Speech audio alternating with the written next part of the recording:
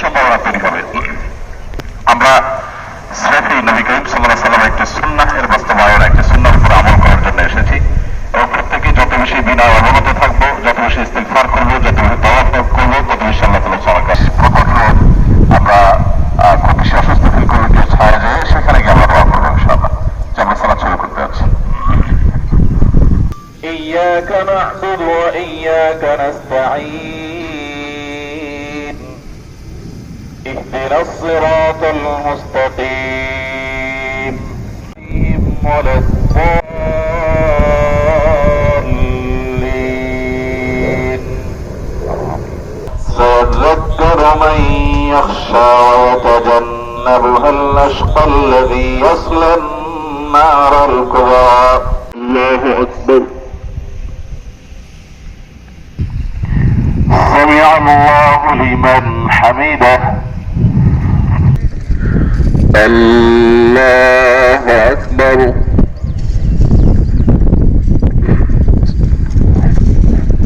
هل أتاك حديث الغاشية وجوه يومئذ خاسئة لهم طعام إلا من ضريع لا يسمن ولا يغني من جوع وزرابي مبثوثة أفلا ينظرون إلى الإبل كيف خلقت وإلى السماء كيف رفعت وإلى الجبال كيف نصبت وإلى الأرض كيف سطحت إلا من تولى وكفر فيعذبه الله العذاب الأكبر إن إلينا إيابهم ثم إن علينا حسابهم. سمع الله لمن حمده. الله أكبر. الله أكبر.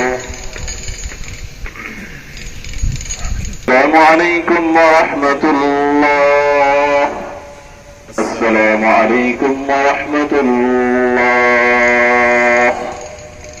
استغفر الله.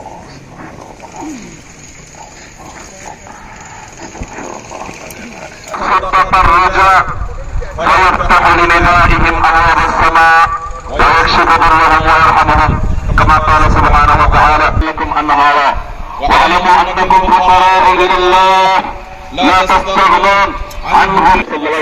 হাদিস থেকে আমরা জানতে পারি মানুষের মধ্যে যখন অপরাধের মাত্রা বেড়ে যায়, পরিমাণ বেড়ে যায়, বিশেষ করে আমরা নিজেদের পোশাক যেটা উপরে আছে সেগুলোকে দিয়ে তারপর আমরা আল্লাহ সুবহানাহু ওয়া তাআলার কাছে দোয়ায় মনোনিবেশ করব এবং দোয়ায় আমরা নিমগ্ন হব ইনশাআল্লাহ।